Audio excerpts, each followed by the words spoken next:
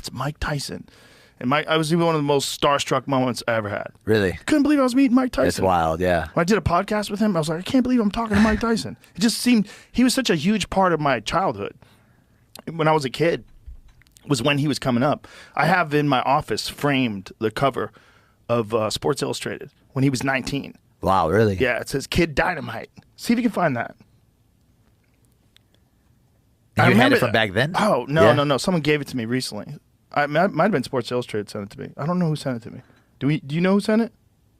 Somebody sent it to me. Thank you, whoever did it. I forgot. I'm sorry. But that's the cover. That's framed in my office.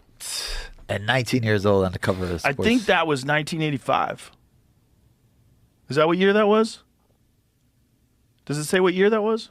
See if you can find. Right here. What does it say? 86? Okay. So that was right before he won the title. He won the title when he was 20.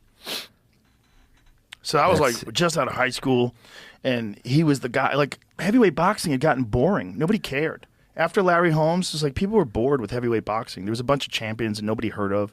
It was like they weren't really interested. No disrespect to any of those guys, but they didn't excite the public the way Muhammad Ali did, the way George Foreman did. It wasn't, heavyweight boxing was kind of dead. And then all of a sudden this dude comes along.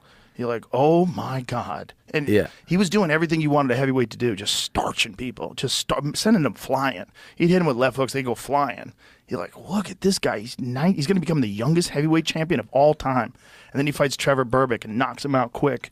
How much were pay-per-views back then? God, I don't remember. But I remember a lot of times people wouldn't want to buy Mike Tyson pay-per-views because they knew the fights would be over so quick. It was nuts, man. So this is this a documentary? It says Kid Dynamite, 1985. Oh, so this is him in 1985. Yes. Yeah, this is him when people were just starting to hear about him. And he came through the ranks quick.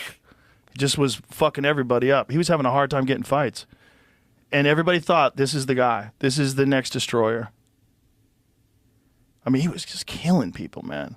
Everybody he fought was getting fucked up. Oh, my. Just that head movement in the inside is just wild. Everything. And the power. It was just, that's what you wanted to see from a heavyweight. So that guy is still alive. And he still remembers all these moments. It's not like he doesn't know how to put his knuckles on your face.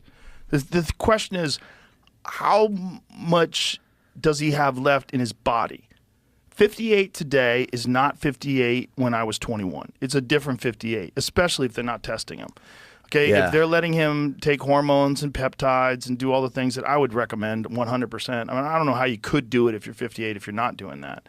If they're allowing him to do all that stuff and get his body to the optimum level that's known to science, you're dealing with a different kind of human being.